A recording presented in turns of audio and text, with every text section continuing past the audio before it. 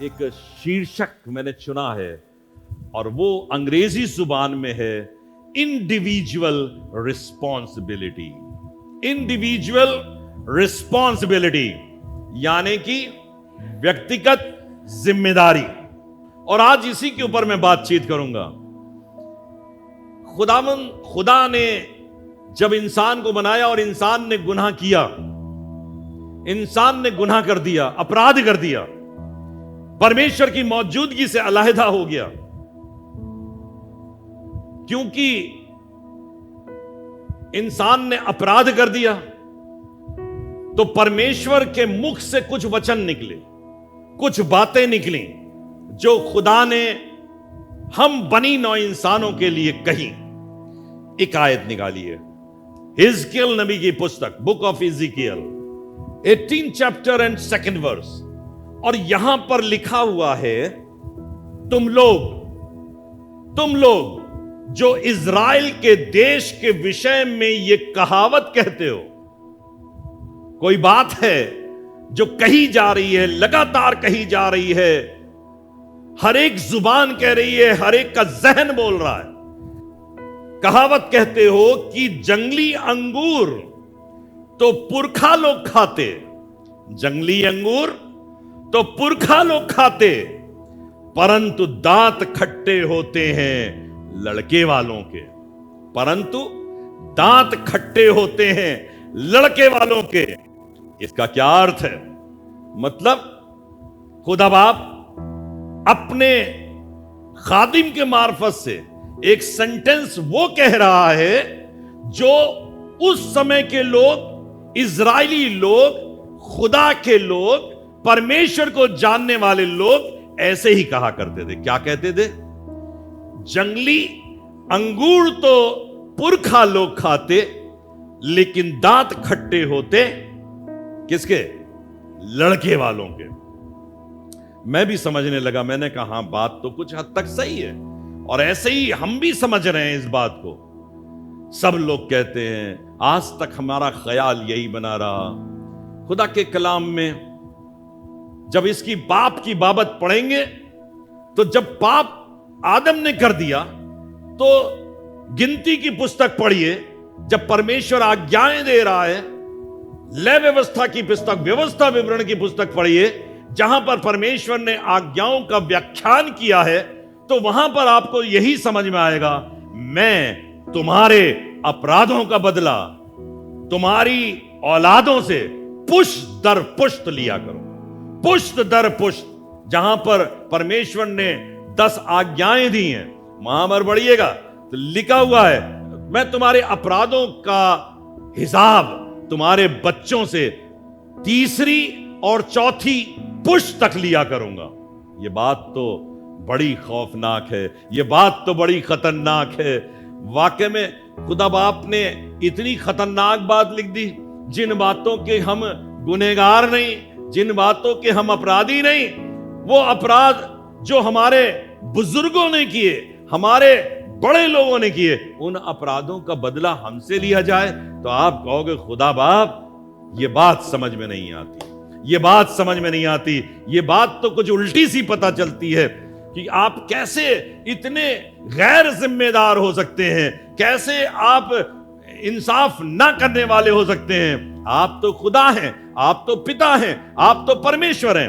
तब लिखा है खुदा के कलाम के अंदर बहुत सी बातें हैं जो कह तो दी जाती हैं, लेकिन उसके बाद जब हमारी समझ में नहीं आती, खुदा का रूह पाक हमको उसका इल्हाम देता है। खुदा का रूह पाक तब हमको बताता है खुदा क्या कहना मांग रहा है। लिखा है इसका क्या अर्थ है। 3रे पद में क्या लिखा? प्रभु यहोवा यूं कहता है, मेरे जीवन की शपथ। ये पुराने समय की बात लिखी हुई है, ये कोई आज नए समय की बात नहीं। लिखा है मेरे जीवन की शपथ, तुमको इज़राइल में फिर ये कहावत कहने का अवसर नहीं मिलेगा। मेरी बात को तुम समझो अच्छी तरीके से। ये आपकी व्यक्तिगत जिम्मेदारी है, ये आपकी व्यक्तिगत रिस्पॉन्सिबिलिटी है। अभी तक हम ये कहते रहे, क्या करें, हम तो बहुत अच्छे चल रहे हैं, हमारी जिंदगी तो बहुत अच्छी है, हमने कोई चोरी नहीं करी, हमने कोई जिना नहीं किया, हमने कोई अपराध नहीं किया। करते सब कुछ वैसा ही हैं, लेकिन बाबा से बुलंद इसको डिक्लेयर करते हैं हमने कुछ नहीं किया, बाबा आदम ने किया था, उन्होंने किया था, उन्हीं के कर्मों का फल हम जिंदगी में भुगत रहे हैं। लेकिन खुदा का कलाम कह रहा है फिर तुम ये कहावत नहीं कह पाओगे। खुदा ने उसको क्लैरिफाई किया, अपने वचनों को परिभाषित किया कि मैं तुमसे क्या कहना चाह रहा हूं। लिखा हुआ है, मैंने लिखा है, this proverb expresses the idea that the fathers are responsible for the sins of the children, but God proceeds to say that all men are equal. यहां पर कि तुम अपने अपराधों का बोझ सारा अपने पुरखाओं पर लाद देते हो, लेकिन खुदा कह रहा है बेटा अब से ऐसा नहीं होगा, तुम समझ को हासिल करो, बुद्धि को हासिल करो। देखो, चौथे पद में लिखा है, देखो सबों के प्राण तो, आप भी तो अपने बच्चों को पालते हो। अगर आपके पास 2 बच्चे कहते हैं बेटा इंसाफ से रहो, मैं दोनों को प्यार करता हूं, दोनों को प्यार करती हूं, जैसे बड़ा बेटा है वैसी छोटा बेटा है, जैसे बड़ी बेटी है वैसी छोटी बेटी है। खुदा कैसे गैर जिम्मेदार हो सकता है? लिखा है देखो सबों के प्राण तो, आप भी तो कहते हो अपने बच्चों से अरे दोनों बच्चे तो मेरे हैं। क्या खुदा नहीं कहेगा आप जितने लोग हो सब मेरे हैं, उसी में से तो निकल के आए हो, उसी ने तो अपनी आत्मा को फूंका है। जब परमेश्वर ने आदम को बनाया तो क्या किया, उसने एक पुतला रचा और उसमें अपनी सांस फूंक दी, उसने अपना दम फूंक दिया। ये तो वो एग्जाम्पल था जो उसने, आप इस दुनिया के अंदर आए हो, आपको परमेश्वर ने स्वर्ग में रचा, मां के गर्भ में रखा और उसने जिंदगी का दम उसमें फूंक दिया। तो जो जिंदगी का दम उसके अंदर से निकल के आ रहा, वो कैसे डिफरेंशिएट कर सकता है, कैसे आप लोगों के बीच में तफरीका पैदा कर सकता है? आप सब आज समझ लीजिएगा, जितने लोग सुन रहे हो और जितने लोग इंटरनेट पे इसके बाद सुनोगे, मैं आपसे कहना चाहता हूं वो खुदा आपका है, उसने अपने मुंह से आपके नथनों में जिंदगी का दम फूंका है। हम कैसे भी हो सकते हैं, हम बर्बाद हो सकते हैं, हम उस खुदा को नकार सकते हैं। काइन ने नकार दिया खुदा के साथ, बावजूद इसके कि वो उसी पिता का बेटा है, उसने नकार दिया। हाबिल ने इकरार किया कि मैं उसी खुदा का बेटा हूं। दोनों में कितना डिफरेंस! क्या खुदा ने डिफरेंस कहा था? खुदा ने तो कहा अगर तू भी भला करे, तू भला करे, क्यों क्या तेरी भेंट ग्रहण नहीं की जाएगी? इसका मतलब क्या है? हमारी व्यक्तिगत रिस्पॉन्सिबिलिटी है कि हमारी भेंटें ग्रहण की जा रही हैं कि नहीं की जा रही। हाबिल की भेंट ग्रहण की गई क्योंकि उसकी नीयत उसके खुदा के साथ जुड़ी हुई थी। ये कब की बात है? जब पहले ही बच्चा था, अभी तो पहली औलाद है, और तुम कह रहे हो बाप का पाप बच्चे भुगतते। नहीं, खुदा का यह मतलब नहीं है। हमारी अपनी व्यक्तिगत जिम्मेदारी है, हमारी अपनी जिम्मेदारी है, वरना खुदा को कायम से कहने की आवश्यकता, अगर तू भला करे, अगर तू भला करे। उसको कहना चाहिए था तुरंत, आदम हमारा बाप जो है वो गुनहगार है, जिसकी सबब से मैं गुनहगार हो गया। नहीं, अगर तू भला करे तो क्या तेरी भेंट परमेश्वर ग्रहण नहीं करेगा? देखो सबों के प्राण तो मेरे ही हैं, जैसे पिता का प्राण, क्लियर किया इज़कियल नबी के मार्फत से, इस भविष्यवक्ता के मार्फत से, जैसे पिता का प्राण वैसे ही पुत्र का भी प्राण है, दोनों मेरे ही हैं। इसलिए जो प्राणी पाप करे, कब की बात है? यीशु मसीह के आने की बात नहीं है, जब यीशु मसीह आ गया उस समय की बात नहीं है।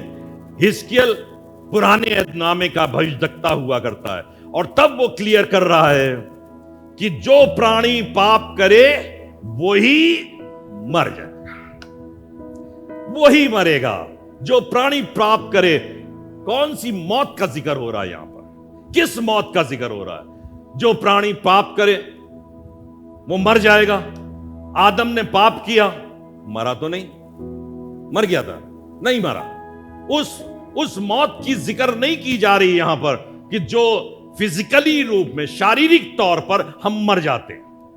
खुदा बाप जो कह रहा है उसकी बातों को समझने की आवश्यकता है। हम समझ नहीं पाते, और इसलिए कई बार हम परमेश्वर पर ही दोषारोपण करने लगते हैं।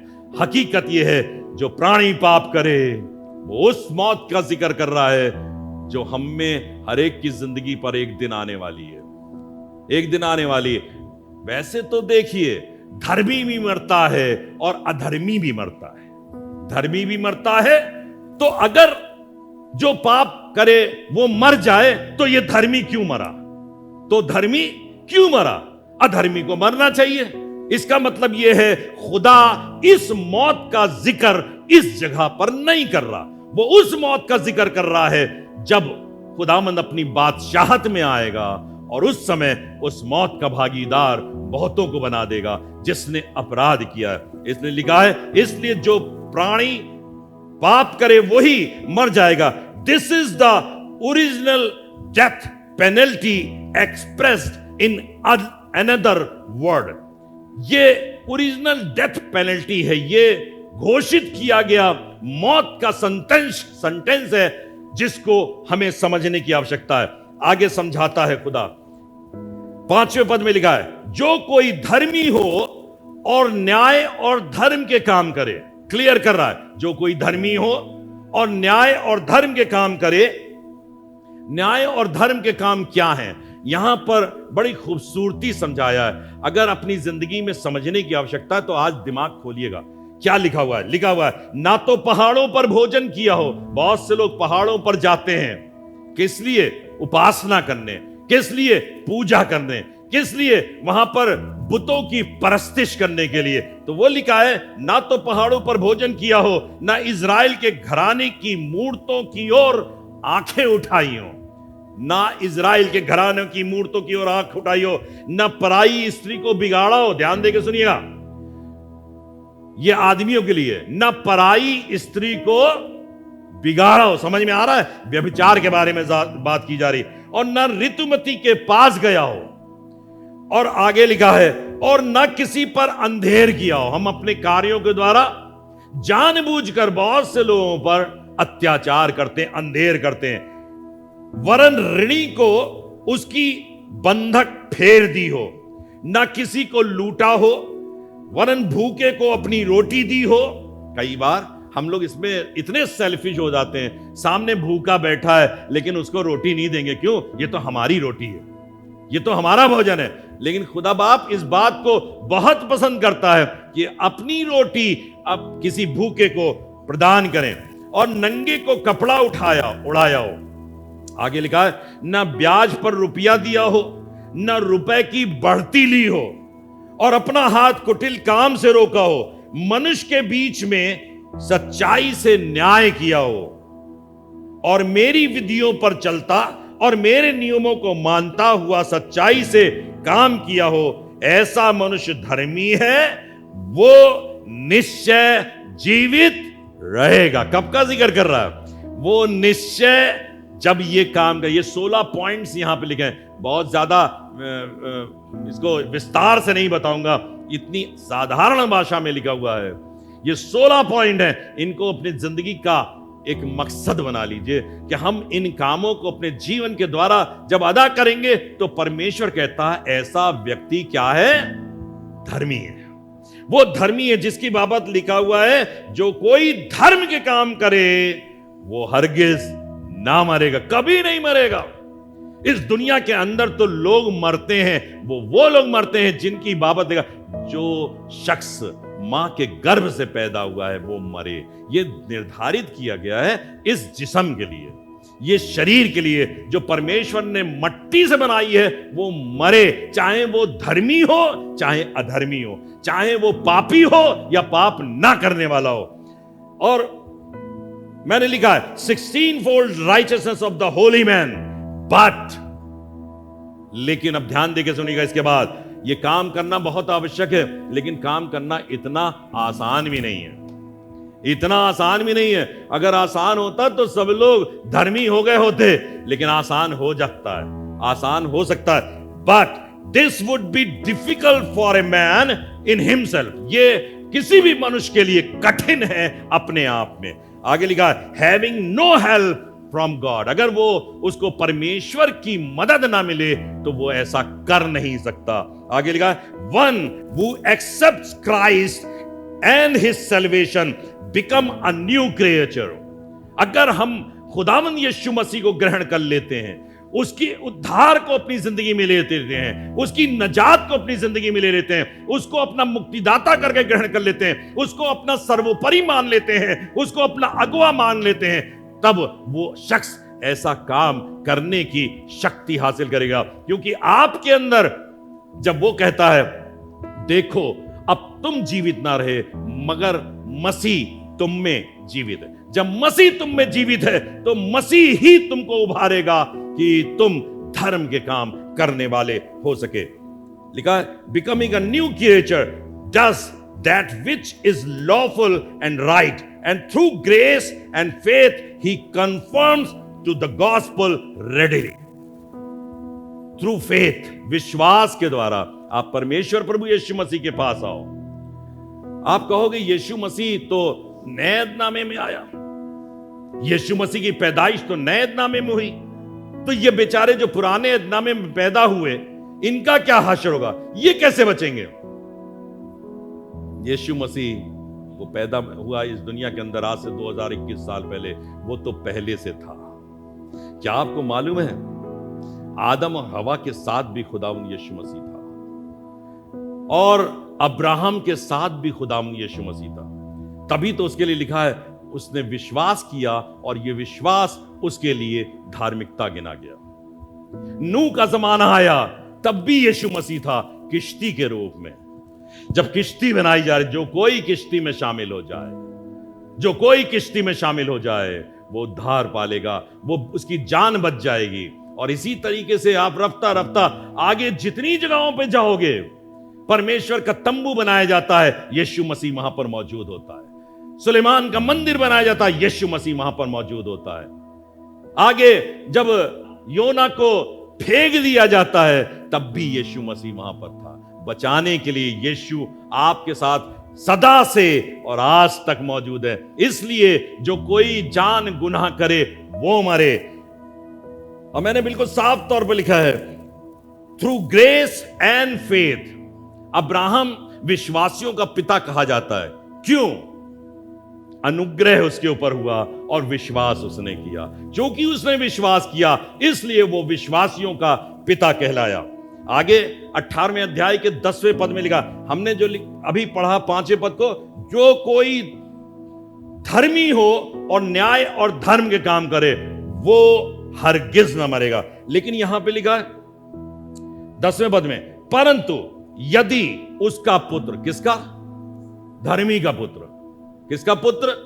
जिसने धार्मिकता का जीवन जिया हो, उसका पुत्र। अगर आप का पिता धर्मी हो और आप उसके पुत्र हो तो आपके लिए भी इन्हीं शब्दों को मैं दोहराना चाहता हूं। लिखा, यदि धर्मी का पुत्र क्या हो? क्या हो? डाकू, हत्यारा, आगे ऊपर कहे हुए पापों में से किसी का करने वाला हो। सोचिएगा, इनमें से कोई काम कर तो नहीं रहे, कहीं ऐसा तो नहीं है हमने बंधक फेरी नहीं है, कहीं ऐसा तो नहीं है कोई भूखा हमारे घर से लौट गया है, कहीं ऐसा तो नहीं है हमने व्यभिचार किया है, पराई स्त्री को बिगाड़ा है, कहीं ऐसा तो नहीं है किसी ऋतुमती के पास गए हैं। बहुत सी बातें लिखी हुई हैं। लिखा, ऊपर किए हुए पापों में से किसी का करने वाला हो और ऊपर कहे हुए उचित कामों का करने वाला ना हो। आगे क्या लिखा? हाँ, और ढेर सारी बातें लिखी हुई हैं। उसके लिए लिखा है फिर 18वें अध्याय के 13वें पद में, वो जीवित, क्या लिखा है?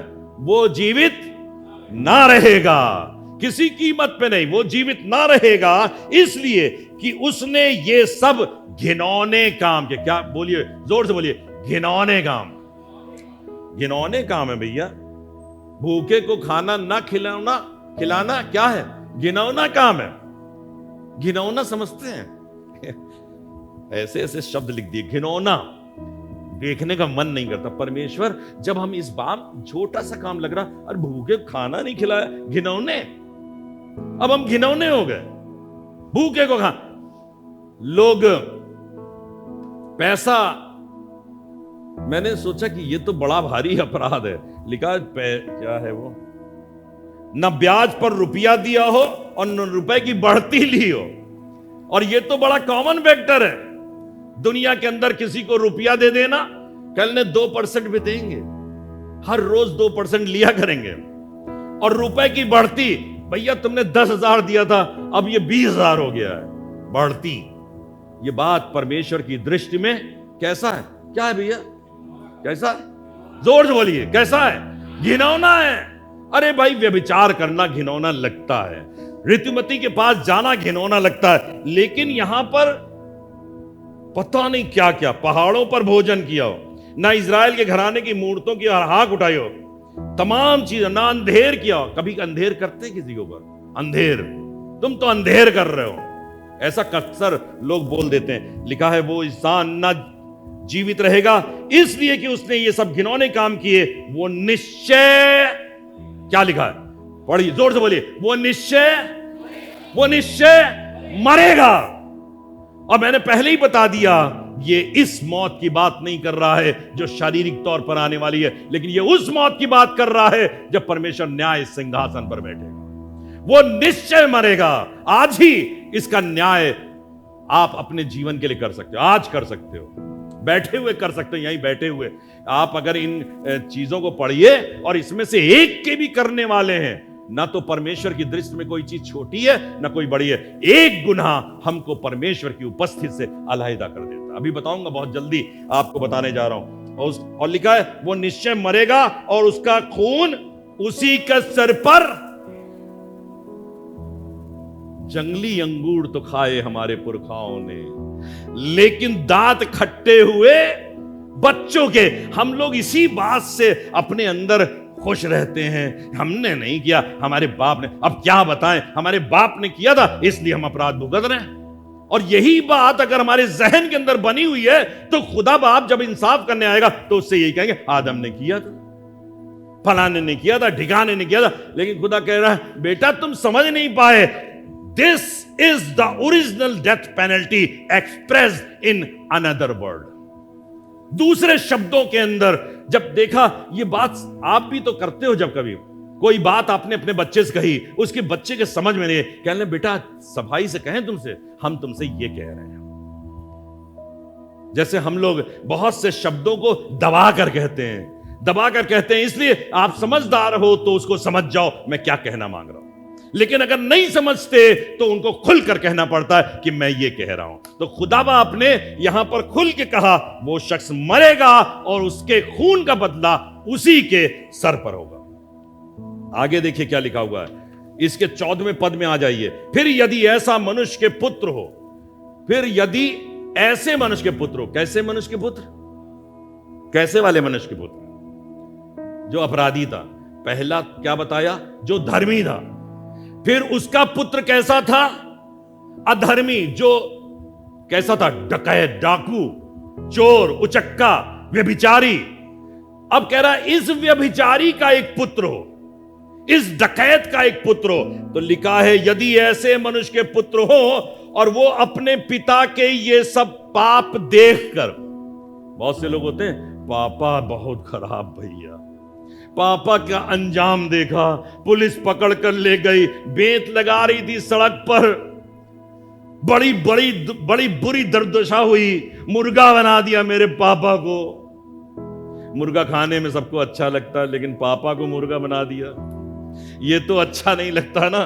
तो लिखा है यदि ऐसे मनुष्य के पुत्र हो, वो अपने पिता के ये सब पाप देखकर भय के मारे, कैसे भय के मारे, डर के मारे पापा को मुर्गा बनाया, कहीं मुझे ना मुर्गा बना दे।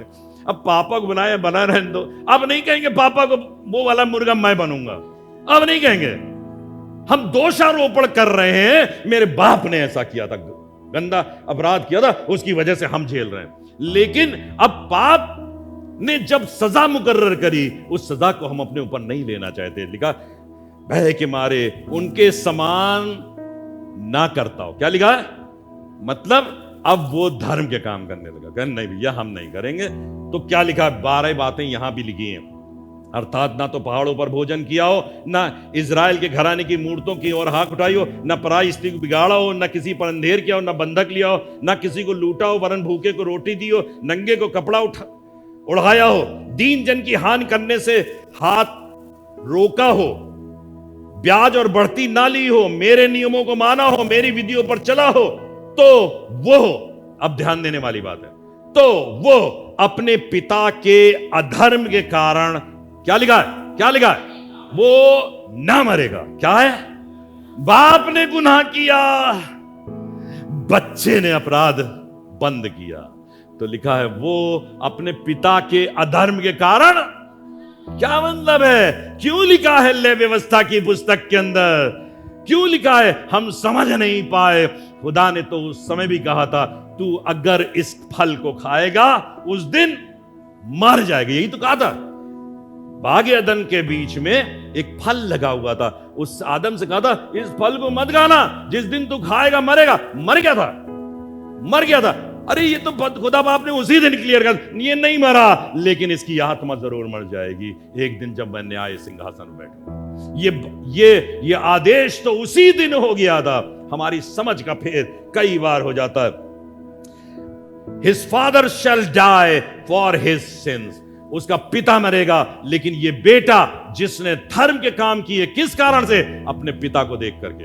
तभी तो हम लोग कई बार कहते हैं बेटा हमसे कुछ सीख लो, बेटा अपने बाप से कुछ सीख लो, बाप का तजुर्बा बड़ा है, बाप 50 साल का हो चुका है, 60 साल का हो चुका है, उसका तजुर्बा अच्छा है, उससे कुछ सीख लो। अच्छा है या बुरा है मुझे ये नहीं कहना, बाप तो अच्छा भी हो सकता है, बाप पर बुरा भी हो सकता है, लेकिन बेटे तुम समझ जाओ, तुम ठीक रास्ते पे आ जाओ, तुम कायदे से अपनी जिंदगी गुजारो। मैं पहला नियम बता रहा हूं, परमेश्वर का नियम क्या, 3 नियम का चर्चा करूंगा यहां पर। पहला नियम बता रहा हूं, लिखा है मैंने, तो भी तुम लोग कहते हो, 19 पद, तो भी तुम लोग कहते हो क्यों? तो भी तुम लोग, इसका मतलब खुदा बाप कितना विचलित है कि हम उसकी बातों को समझ नहीं पा रहे हैं। उसने इतनी क्लियरली सब बातों को कहा, लेकिन समझ नहीं। तुम लोग कहते हो क्यों? इजराइल के लोग आज तक, यहूदी लोग आज तक इन बातों का बयान करते हैं, क्या बताएं, हमारे पुरखाओं ने जंगली अंगूर खाए थे, दांत तो हमारे आज यहां खट्टे हो रहे हैं। तो तुम लोग कहते हो क्यों? क्या पुत्र पिता के अधर्म का भार नहीं उठाता? कई बार इस दुनिया के अंदर इसी तरीके की चर्चा चल जाती है, भाई क्या करें, हम तो अपने बाप के बोझ को ढो रहे हैं। बाप के जैसे कर्ज नहीं आदमी ढोता है। पापा ने कर्ज लिया था 2 लाख रुपए का बैंक से, लेकिन क्या बताएं, हम उनके बेटे हैं, हम उस कर्ज को अदा कर रहे हैं। लेकिन पाप के ताल्लुक से ऐसा नहीं है। लिखा है तुम लोग क्यों कहते हो कि पुत्र पिता के धर्म का भार नहीं उठाता? जब पुत्र ने न्याय और धर्म के काम किए हो और मेरी सब विधियों का पालन कर उन पर चला हो, तो मैं कह रहा हूं वो जीवित रहेगा। वो जीवित, इंडिविजुअल रिस्पॉन्सिबिलिटी, हमारी और आपकी पति पत्नी की साझा सरकार नहीं है। ये पति पत्नी या एक परिवार की साझा सरकार नहीं है। आप पिता हो सकते हो, आप माता हो सकते हो, आपके 4 बच्चे हो सकते हैं, लेकिन याद रखिएगा हर एक की अपनी जिम्मेदारी है। ना आपके बाप आपका बोझ, आपके पाप का बोझ उठाएंगे, ना वो आपके पाप का बोझ उठाएंगे। कोई भी किसी के दूसरे का बोझ नहीं उठाए। जो कुछ उठाएंगे हम अपने अपराधों की और अपनी धार्मिकता का फल पाएंगे जो हमने स्वयं किए। पहली चीज जो बता रहा हूं, the righteous father will live for his righteousness. एक धर्मी पिता अपनी धार्मिकता के कारण जीवित रहेगा। एक धर्मी पिता अपनी धार्मिकता के कारण जीवित रहेगा। उसके आगे लिखा, the wicked son will die of his own sins. जो कुछ अपराध बच्चे ने किए हों वो अपने अपराधों के कारण मरेगा। गॉड वुड बी अनजस्ट, मैंने लिखा है, God would be unjust if he destroyed a son. खुदा अन्यायी हो सकता है अगर वो अपने बच्चे को, वो उसके बच्चे को नाश करे। who had met all righteous condition only because he had a wicked father. और सिर्फ हमारे बच्चे को इसलिए सजा मिले क्योंकि मैं दुष्ट था, मैं उसका पिता दुष्ट था, तो मेरे बच्चे को सजा मिले, तो गॉड विल बी अनजस्ट। परमेश्वर अन्यायी कहलाएगा, लेकिन परमेश्वर अन्यायी नहीं है। जब परमेश्वर न्याय करता है, हम लोग बहुत सी चीजों के अंदर उसके ऊपर आरोप लगा देते हैं आसानी, परमेश्वर देख नहीं रहे हो। अब मैं देख तुम खुद नहीं रहे हो, परमेश्वर पे लगा रहे हो, देख नहीं रहे हो हम ऐसा हुआ जा रहा है, हम गिरे जा रहे हैं। अरे गिरे तुम इसलिए जा रहे हो क्योंकि खुदा ने तुमको आंखें दी है और देख नहीं रहे हो, यहां खाई है। खाई को देखो और अपने आप को बचाओ। दूसरा नियम क्या है उसका? दूसरा लिखा है इसी के 21वें पद के अंदर, परंतु यदि दुष्ट जन अपने सब, बहुत ध्यान देने वाली बात है, परंतु दुष्ट जन यदि अपने सब पापों से फिरकर, अभी मैंने क्या कहा कि अगर बाप ने गुनाह किया तो बेटा अपराधी नहीं ठहरता, और बेटे ने अपराध किया तो पिता अपराधी नहीं ठहरता। यहां पे क्या लिखा है? परंतु यदि दुष्ट जन अपने सब पापों से फिरकर, हम तो 30 साल की हो गए या 60 साल के हो गए या 70 साल के हो गए, जिंदगी दुष्टता में गुजार दी, जिंदगी अपराधों में गुजार दी। अब क्या करें खुदा बाप, अब तो मर ही जाएंगे, तुमने लिख दिया इतनी बड़ी बात। तो लिखा है यदि दुष्ट जन अपने सब पापों से, ये रूल नंबर 2, यदि दुष्ट जन अपने सब पापों से फिरकर मेरी सब विधियों को पालन करे, जो टर्न अराउंड, अगर फिर जाओ, बेटा अभी तक जो कर लिया सो कर लिया, अभी तक व्यभिचार कर लिया तो कर लिया, अभी तक शराब पी ली तो पी ली, अभी तक दुष्टता के काम कर लिए तो कर लिए, कोई बात नहीं, तुम्हारा परमेश्वर प्रेम करने वाला है, तुम्हारा परमेश्वर अन्यायी नहीं है, वो तुमसे प्रेम करता है, आज भी प्रेम करता है। पापी लोगों, हम पापी हैं, परमेश्वर हमसे कहता बेटा मैं तुमसे प्यार करता हूं, तुम अगर अपने सब पापों से फिरकर मेरी सब विधियों का पालन करो और न्याय और धर्म के काम करो तो वो ना मरेगा। बोलिए जोर से, तो वो ना मरेगा। ये बात हमको कई बार दिलगीर कर देती है कि हम तो पाप, हमने तो बहुत खून कर दिए, हमने तो बहुत अपराध कर दिए, हमने तो इतनी गालियां दी हैं कि क्या बताएं, अब कौन हमें माफ कर गया? एक है जो हमको माफ करने वाला है। आज भी इसी वक्त इस संदेश को सुनने वाले इंटरनेट पे तमाम लोगों, मैं आपसे कहना चाहता हूं, परमेश्वर हमारे तमाम अपराधों को छोड़कर आज भी आपके ऊपर दया दृष्टि करना चाहता है, आज भी आपको प्यार करता है। अगर उन सब अपराधों को छोड़कर धार्मिकता के काम करो, धर्म के काम करो, यहां पर मौजूद हर एक शख्स, हो सकता है अपराध हुए हो सकता है गलती है, हमने बहुत झूठ बोला, हमने बहुत जिना किया, हमने बहुत गलत काम किए, कोई बात नहीं, खुदा है जो आज भी हमको क्षमा करने की सामर्थ्य रखता है। आप बहुत अच्छे काम कर रहे हो, आप बहुत बढ़िया काम कर रहे हो, धर्म के काम कर रहे हो, पढ़िए, परंतु आगे पद में, परंतु जब धर्मी अपने धर्म से फिरकर टेढ़े काम वरन दुष्ट के सब घृणित कामों के अनुसार, होशियार हो जाना सब धर्म के काम करने वालों, पादरी साहब लोगों, लीडर्स लोगों, चाहे वो मर्द हो या महिला हो, सब लोग होशियारी के साथ जिंदगी गुजारने की जरूरत है। ये दुष्ट कभी भी हमला बोल देता है। ये शैतान के लिए क्या लिखा है? एक आयत बहुत मारूफ आयत है, बहुत बढ़िया, वो गरजते हुए सिंह की नाई ढूंढता फिरता है कि किसे भड़काए, धर्मी को किसे भड़काए, जो राइचस जीवन व्यतीत है उसी तो भड़काएगा। वो धर्मी को ढूंढता है, जो रास्तबाज है उनके लिए लिखा है धर्मी अपने धर्म से बिरकर टेढ़े काम व दुष्ट काम के सब घृणित कामों को करने लगे तो क्या वो जीवित रहेगा? क्या लिखा है? जितने धर्म के काम, ध्यान देकर सुनिएगा, जितने धर्म के काम उसने किए हो, बोलिए, जितने धर्म के काम उसने किए हो, बोलिए, उनमें से किसी का स्मरण ना किया जाएगा। वाह, धर्म के काम बहुत किए, बहुत रोटी खिलाई, बहुत बढ़ती नहीं ली, ब्याज पर रुपया नहीं दिया, कोई भी विचार नहीं किया, आज गलती से ये हो गया। तो हमारे वो कामों की कोई भी चर्चा परमेश्वर से कहेंगे खुदा वो क्या था वो कह रहा था। वो एक शख्स गया परमेश्वर पिता के पास और जब न्याय सिंहासन के सामने खड़ा हुआ, मैंने ऐसा किया, मैंने ऐसा किया, मैंने ऐसा किया, मैंने खूब कंगालों को खिलाया, खूब ऐसा किया। खुदा आपने कहा मैं तुझे क्यों नहीं जानते भैया, मैंने जिंदगी गुजार दी। कि बेटा जिंदगी गुजार दी, मरने से पहले तुमने अपराध कर दिया। और परमेश्वर की दृष्टि में अपराध अपराध है, ना तो छोटा है ना बड़ा है, ना तो छोटा है ना झूठ झूठ है। छोटे ही सा तो झूठ बोला था। लिखा हुआ है, कितनी खतरनाक बात लिखी पादी साहब, कितनी खतरनाक बात लिखा हुआ है।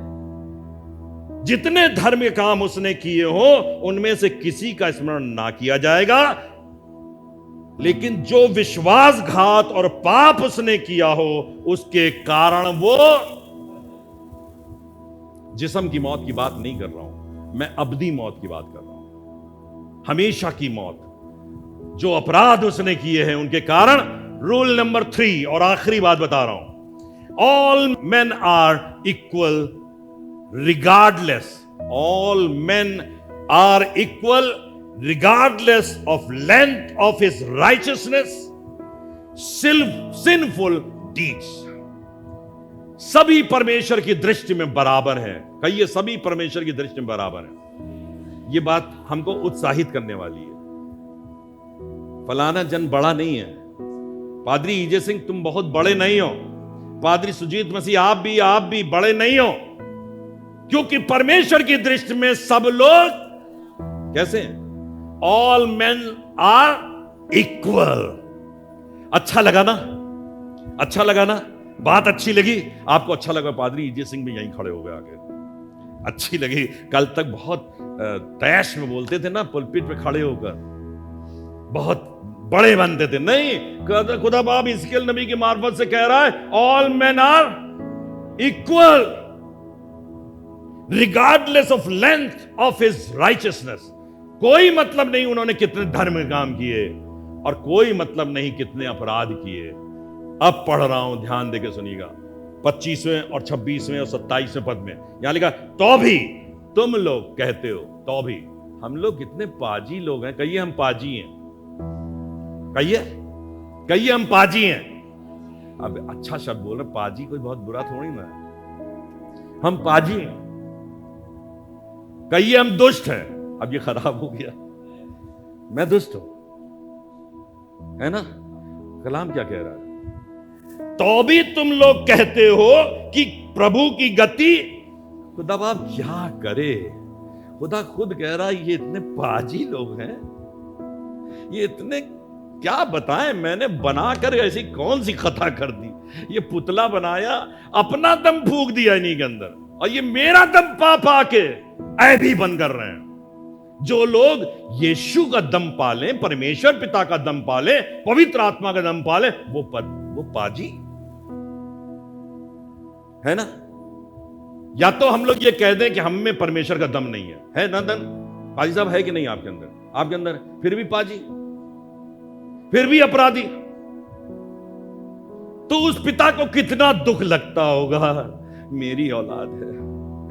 आपकी अपनी औलाद होती ना, जिस समय अपराध कर देती, क्या कहते हैं? मेरी औलाद ने किया ये काम, मेरी औलाद ने किया। खुदा बाप को सोचिए कितना बुरा लगता है, मेरी औलाद मेरे विरोध में खड़ी हो रही है, मेरी औलाद मेरे बुरी बातें कह रही मेरे लिए। मैंने क्या किया है भाई? लिखा हुआ खुदा कलाम, उसने तो अपने इकलौते बेटे को नरक छोड़ा, उसने उसको भेज दिया दुनिया के अंदर ताकि वो हमारे और आपके लिए कुर्बान हो जाए और हमको बचा ले। जो कोई उस पर विश्वास करेगा, लिखा, वो नजात पाएगा। जो कोई उस पर विश्वास करेगा। और फिर हम लोग उसी पर इल्जाम लगाकर कहते हैं तेरी गति ठीक नहीं है। लिखा, तो भी तुम लोग कहते हो कि प्रभु की गति एक सी नहीं। हे इज़राइल के घराने देख। मैंने कई बार कहा, इज़राइल कौन है? छुटकारा प्राप्त किए लोग, परमेश्वर के लोग। हे इज़राइल के घराने देख, क्या मेरी गति एक सी नहीं? क्या तुम्हारी ही गति अनुचित नहीं है? अब तो वो साहब कह रहा, बेटा मैं ठीक हूं, प्रॉब्लम इज विद यू।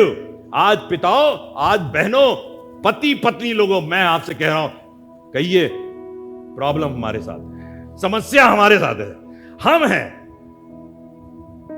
कभी भी परमेश्वर पिता पे हम आरोप नहीं लगा सकते। साफ कह रहा है, तो अभी तुम लोग कहते हो प्रभु की गति ठीक नहीं है।